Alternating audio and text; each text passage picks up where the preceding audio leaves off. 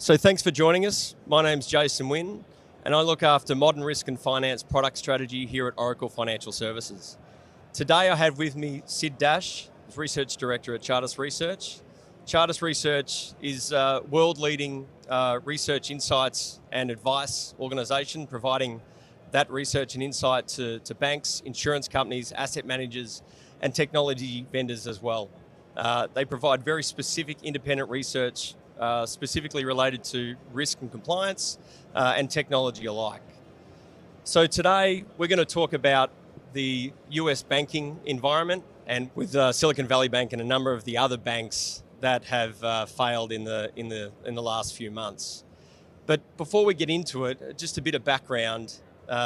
We had a very similar situation, different set of circumstances, but similar situation in 2008 when the GFC hit. And post the GFC, there are a series of regulations and legislation within the US, specifically around the Dodd-Frank Act, that instituted a series of stringent regulations for a set of the systematically important banks within the US economy. And this included stress testing requirements and controls and commitments that they needed to align to as such. And what we can see here in what we've seen with Silicon Valley Bank and Signature Bank alike, we've seen that these banks don't fall into that category as such, right, to be covered off by the Dodd-Frank Act. And although they're smaller in size, the failure of Silicon Valley Bank has actually started to created tremors across the globe. And today what we're going to talk about is we're going to talk about some of the impacts to those mid-sized banks in the US and beyond.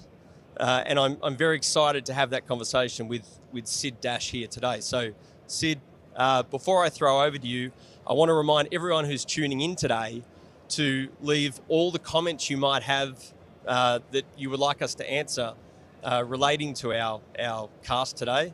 And we'll try and answer those and get those up on social media as well. So at this point, Sid, I'd like to welcome you to the conversation. And first of all, what are your thoughts on what's happened in the US banking market in the last few months? Well, I think it's actually quite interesting. As you rightly said, it's very different from 2008. It's much more of a slow-moving process. But I think it's really something like when some people just woke up, if you will. The investors and the depositors of SVB and so on were aware of some of the issues, but it really brought home to them when SVB tried to raise money for it. And then it was like a sudden, everybody reacted at the same time.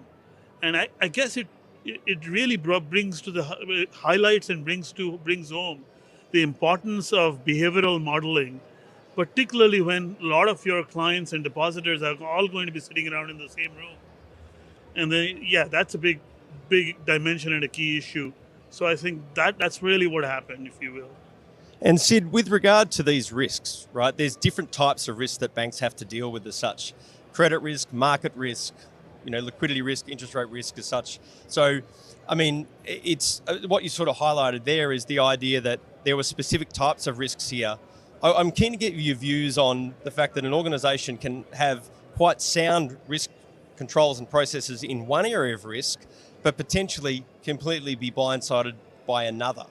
Of course, absolutely. And this is a really good illustration of the fact, SVB was pretty much understood its business very well. They understood their clients and they understood the risk of their asset book, and they managed it through business linkages. But they left open fairly simple interest rate risks. They didn't really think very deeply about the behavioral risk of their deposit base, which, given the fact that that deposit base is so interconnected, they might need to think more deeply rather than less deeply about it. So absolutely, I think you can be very strong in one area and just completely neglect the other areas, if you will. I think that item you just talked about, effectively that concentration risk based on their customer base. I mean, the speed at which that took effect in terms of depositors starting to withdraw their money, and effectively that came through based on communications from a certain set of individuals that then sort of played out across the CEOs or the managing directors of the different fintechs, and I mean, it spreads so quickly, right? Just within a number of days. Oh, absolutely. And I think that's why concentration risk, link of your assets and depositors, and if your counterparties are highly linked individuals, these are the kinds of things that you need to model going forward.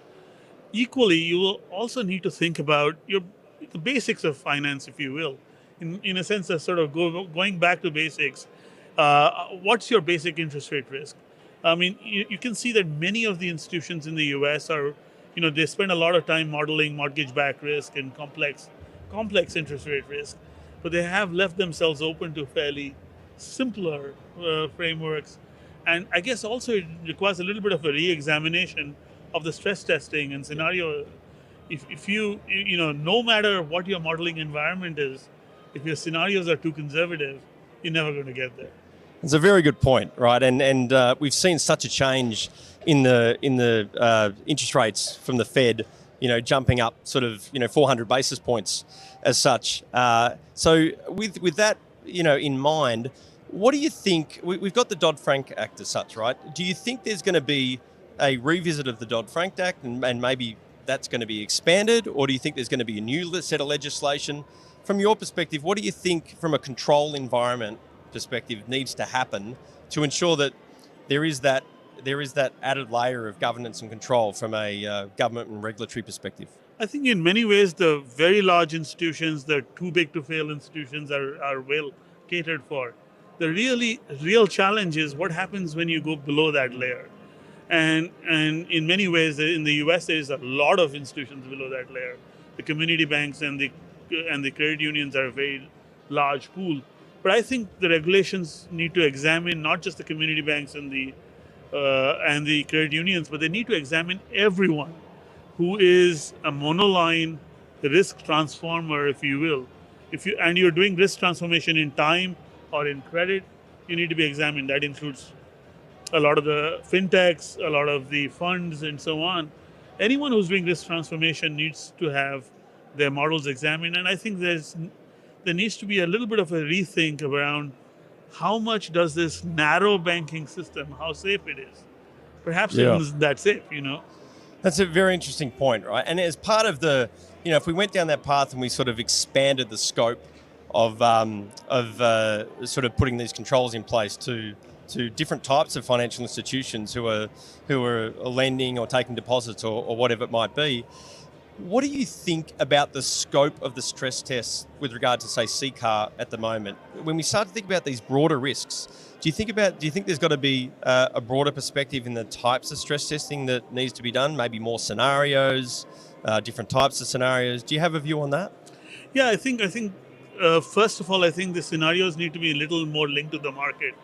The markets give often very harsh view of what is the future possibilities, but they provide the best possible guess that there is today. So I think one should be looking a little more aggressively in market implied scenarios, not just the scenarios that the regulators make up, because the wisdom of the market is at least an alternative, and then side of that's, I think, the first big thing that we need to. And the second thing, we need to examine behavioral effects much more carefully. Behavioral modeling, the quality of your behavioral models, and how linked are they to behavioral models in, say, maybe the traded parts of the market, and so on. All of those tests need to be more deeper and broader than they are today. Yeah, I agree with you. I think with regard, what we saw at SVB was a behavioural set of circumstances that we haven't seen before in terms of the speed and the pace. So re-looking at those behavioural assumptions, what type of modelling we're doing, how we stress those, and especially with the idea of this contagion or correlation, if you will, and how that impacts the banks. I think that's a big piece that is sort of missing from the frameworks at the moment. In terms of maybe impacts outside the US. We're focusing on the US, but impacts outside the US. Do you think there's an opportunity to look at this more broadly with this type of view of thinking about different types of stress tests, different types of controls, including the behavioural focus element? Or do you think it's more US focused that we need to look at? I think US is obviously at the heart of many of these issues. because the US has probably the deepest non-banking institutions. It has this large money market mutual funds. So the alternatives are many and more, and the largest pool of small banks sort of out there as well. A largest pool of narrow banks which focus on only doing one or two things, if you will. But still, there are lessons to be learned everywhere else as well. Closer examination of behavioral models, closer examination and focus on behavioral models, and greater focus on market-linked rates, market-implied rates. I think these are two lessons that everyone probably needs to learn across the board, if you will. So I suppose if you're sitting there and you're thinking to yourself, you're mid-sized or you're an alternate sort of lending or vehicle as such, and you're thinking, okay, how do I get ahead of the game for what's going to come? I think you sort of given a few insights there, and I'll let you sort of touch on a little bit more, but starting to think about running more scenario analysis, more stress tests, including the behavioural assumptions right now, and putting that into your BAU practices would probably be a good way of, I suppose, preempting what might come down if we have regulatory changes. What's your view on that? Of course, I mean, and I think many of these things need to be moved by the institutions into their BAU, even if the regulatory changes come or in whatever form they come in, because the regulatory pipeline takes time. Yep. But you might be in deep trouble even before that regulatory pipeline works through its process, if you will. So, looking at your depositor framework, looking at your asset liability framework, looking at all the embedded options in them, looking at the cliff effects that might be there, etc. I think these are all good practices. There are mathematical and technological frameworks to handle this. We're not really thinking about something completely new. We just need to incorporate this into our daily routine and behavior, along with our cereal. Yeah, along with I like that. Okay, so before we sort of close things out, we've spoken about a number of things, right? But one of them we just talked about, okay, how can an organisation get ahead?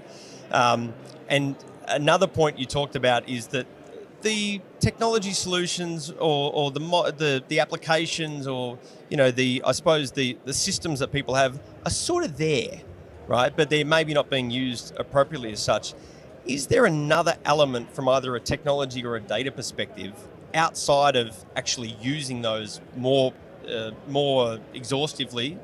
Is there another element for data or technology that you think might come into play as if these regulations take hold and effect? Yeah, I mean, I think, as I said, it's not that the institutions have put all these technology pieces together. It's that the pieces are available. Yeah. I mean, the pieces are available to do sophisticated behavioral modeling. The pieces are available to handle cliff effects. The pieces are available to handle optionality. The data frameworks are there to handle and think about optional elements in your, not just in your tradable securities, but in your loans and your deposits and your cash management frameworks. And you need to think about your whole business in a more systematic way. And the tools are available. It's just that you need to put them together. You need to have a data layer that handles optionality. You need a data layer that can aggregate and handle behavioral aspects of your system and so on. But it's not that they're not there. Institutions may not have put it all together. We just think that they need to do that. Yeah, so I suppose that's there's a little bit of work to do that, right? It can't click the fingers and it happens. So maybe there's some of the things that institutions need to think about in terms of what they've got today and how they sort of use what they've got today with a little bit more integration, a little bit more focus on running these scenarios and then getting those insights out so that their decision makers, whether it be from a balance sheet management perspective or a broader executive management perspective, have access to those types of insights so they can start to make decisions and provide that information or influence the way that information is asked for by regulators and different control frameworks. So before we finish off today, was there any final word you wanted to leave on the matter? No, I just think the only thing I would emphasize is think carefully about behavioral effects. Think carefully about behavioral effects across your asset liability environment. And I think that is the central central issue. Understand your depositors, understand your counterparties of any form. That understanding is critical. Fantastic. Sid, I really appreciate the time today.